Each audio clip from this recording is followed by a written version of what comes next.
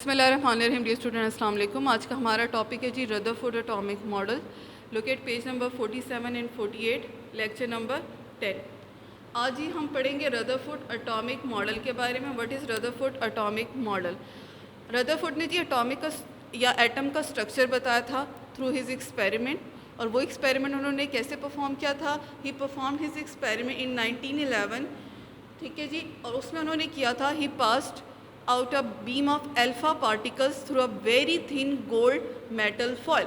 यानी उन्होंने alpha particles हम पहले पढ़ चुके, अल्फ़ा रेस को कहते हैं जी, जिनके ऊपर पॉजिटिव चार्ज होता है। उन्होंने एक बहुत ही थिन गोल्ड फॉयल ली थी। गोल्ड एक मेटल होता है, आप जानते हो। उसमें से अल्फ़ा पार्टिकल्स को पास आउट किया था। यानी इतनी थिन थी कि जिसमें फ्यू एटम्स ही प्रेजेंट थे। जब उन्होंने उस फॉयल में से अल्फ़ा पार्टिकल्स को, जो कि पॉजिटिवली चार्ज रेज थी, पास किया, तो उन्होंने कुछ ऑब्जर्वेशंस दी थी। ये आपको डायग्राम के थ्रू पे क्लियरली नज़र आ रहा होगा कि इसमें एक्सपेरिमेंट में क्या हो रहा है।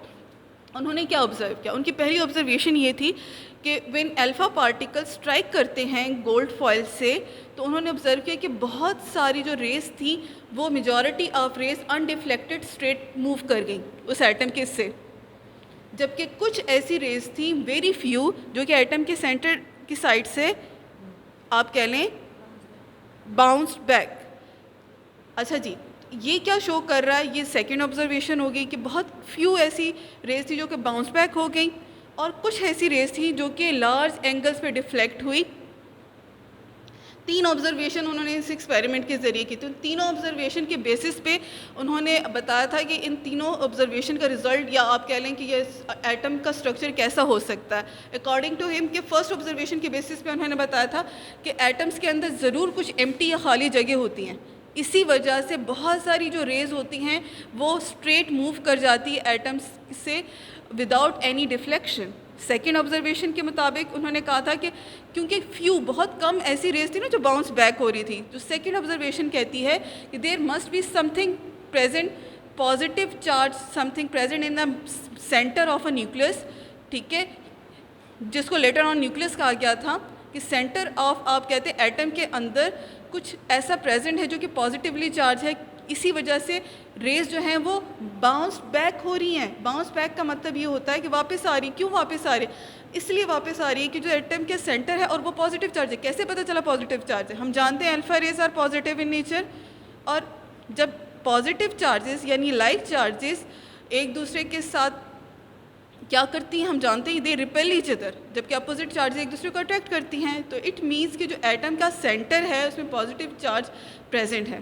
यानी उसने कहा था कि जो पॉजिटिव न्यूक्लियस प्रेजेंट होता है।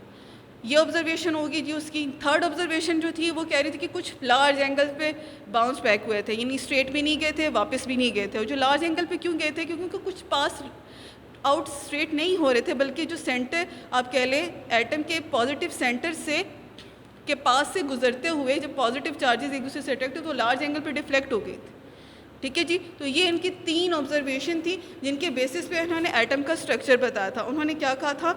ही said according to Rutherford atomic model, atom consist of two parts, दो पार्ट्स से, एक न्यूक्लियस, दूसरा एक्स्ट्रा न्यूक्लियर पार्ट। न्यूक्लियस के बारे में उन्होंने कहा था कि न्यूक्लियस जो है इसके अंदर जी ये पॉजिटिव होता है नेचर में। कैसे पॉजिटिव होता है? It contains protons and neutron. ये सबसे डेंस रीजन है सेंटर में, ठीक है जी। क्यों?